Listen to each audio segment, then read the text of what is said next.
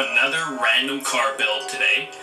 We've done 2 of these before where I go into the auction house and whatever car is first on the list, we take it and we tune it and we just try to make it good. We use it in drag strips. I'm going to cruise around with it a little bit, take it to the city, drift, just kind of have some fun. I think I'll take it to an actual racetrack too. So without further ado, let's hop into the auction house and we're going to search cars, and the first one that comes up when I click confirm is what we buy. And today, that is the Mercedes-Benz 300 SLR. Interesting choice. I've never thought of tuning this car before, so I won't have a pre-existing tune. So what I'm going to do is I'm going to put all the engine upgrades on it, maybe paint it a different color, and then I'll meet you guys when we're fine-tuning, just so we don't waste too much time. So I will see you guys then. Okay, boys, we're back tuning, and this car makes 1,000 horsepower, which kind of blew me away.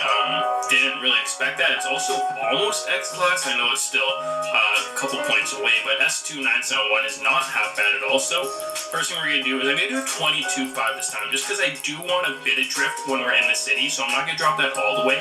And with the gearing, I'm going to push it the final drive out a little further than we normally do to get a bit of a lengthier first and second gear. So I almost want to get rid of 6th and see if it doesn't really hurt us. It takes away 1 mile per hour. So I'm going to see if I can get maybe around there.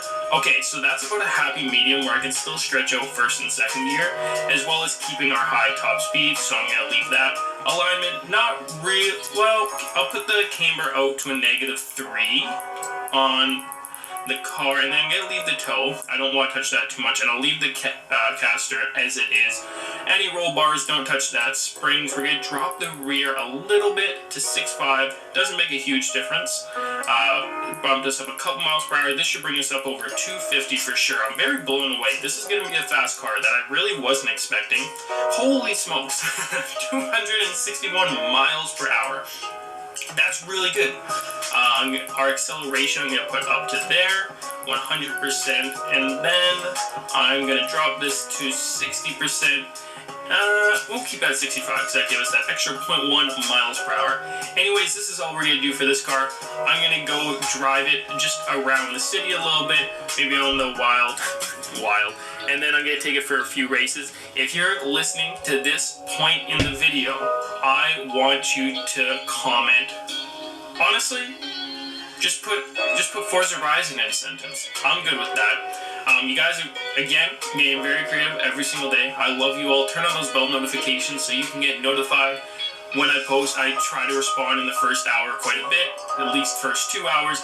You guys are awesome. Honestly, the engagement has been through the roof. I can't thank you enough. Thank you so much for everything, boys, and enjoy the video. I'll probably still talk, so I'm not saying goodbye. I'm just doing my spiel. Anyways, I'll see you on the road.